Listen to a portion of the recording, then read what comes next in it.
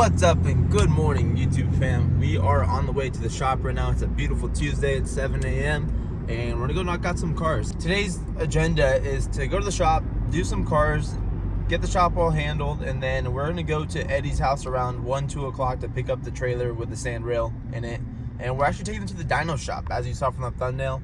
We're gonna go see how much power this thing actually throws up on the dyno. The previous owner of my sandrail used to run VP 110 and a little bit of 91. And it was tuned for 91, but he liked the higher octane. It's cleaner fuel, and he bought it by the drum. The issue with VP 110 for me, like this is my biggest dilemma, is that the fuel cost of 110 is about 22 bucks a gallon right now, which with how often we go to the desert, that's not an option for me. Plan A was to leave it running on 91, just straight. I know it's bad for the motor. Being that the motor is not stock, it requires some higher octane, and for the health and longevity of that, I don't want to cheap out on the fuel to where now I have to rebuild a $30,000 motor. Option B is to take it to the dyno shop and have it tuned for avgas 100 low lead, which I think would be the better option for me, being that it's almost the same cost as 91 and it's a lot cleaner, also a little bit higher octane. And like I mentioned, the previous owner did not know the numbers that this car put up on the dyno. He doesn't remember. It was a few years ago. He thinks it was 590 to the wheels, which is kind of hard to believe, but today would be a good day. We'll see what it can throw down. That's the interesting part, and that's the good thing about going to a dyno and having it tuned. Your car's dialed in perfectly, and you get to know like the current numbers of that vehicle. Well, boys, we got the buggy in the trailer. That was an absolute nightmare. The battery was completely dead. Somehow it was on a charger and tender throughout my time of owning it. And all of a sudden, our battery took a dump on us. It was only reading 9 volts, even when running. Couldn't keep the car running. Got a new battery. So we've been running around with our head cut off. It's been a nightmare getting this thing to the dyno. This is the life of the desert. Filled up some fuel. Like I mentioned, we're changing the fuel over to avgas, so we just filled it up. We put a little bit in the sandrail as well. Let's get over to our man Dardan over there and get this thing on the dyno.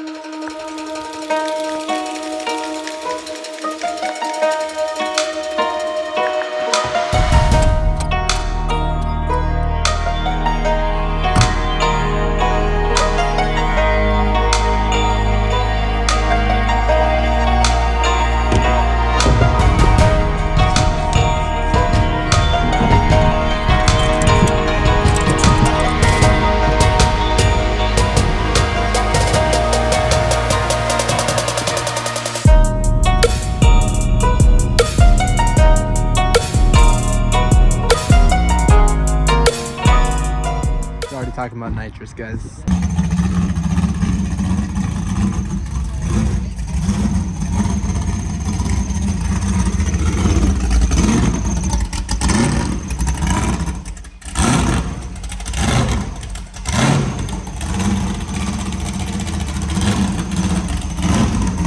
Alright, we've got everything hooked up. Time for Dardan to do his magic. Let's see what she's got. Single turbo. China turbo, yeah, on like 5 pounds. No, it was the LS1 with the cam.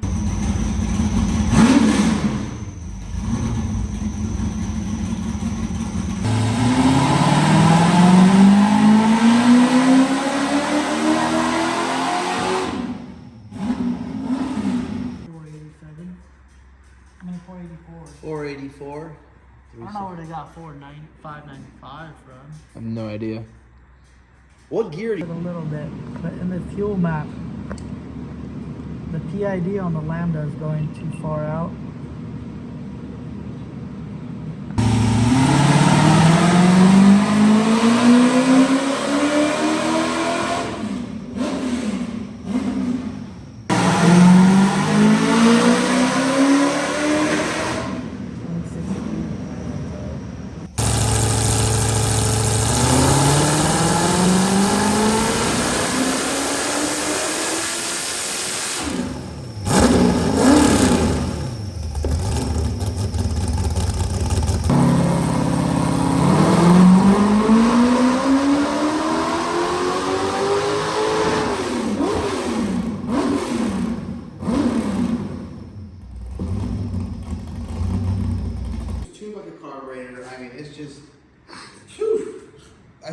Nick was like, oh, no, it's perfect. I said, dude, just bring it to Dardan. Trust me, it's not...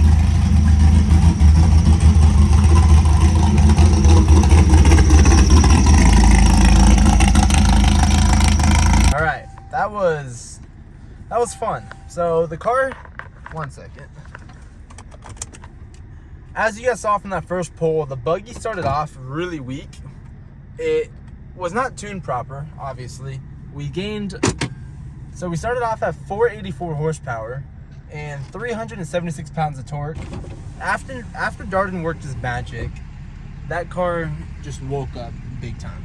The car started off with 484 horsepower. After being told too when I purchased this car that it had 590-ish to the wheels, which we were all very surprised to even hear because the car has an NA Ls3 stroke to a 418 cubic inch. But after Dardan worked his magic, you can see that car came back to life. You know, we got it to 526 horsepower and we have a whole lot of torque out of it. 480 torque after being clocked in at 376 originally.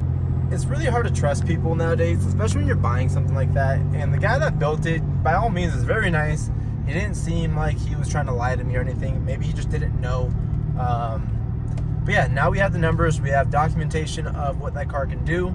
And I'm excited for the season. But that's going to wrap up the video, guys. And as always, thank you guys for watching. Like and subscribe. Make sure you comment down below what you guys thought of the video, what you guys think of the new Sandrail. Leave a comment of what kind of videos you'd like to see. And we'll see you guys next time. Peace.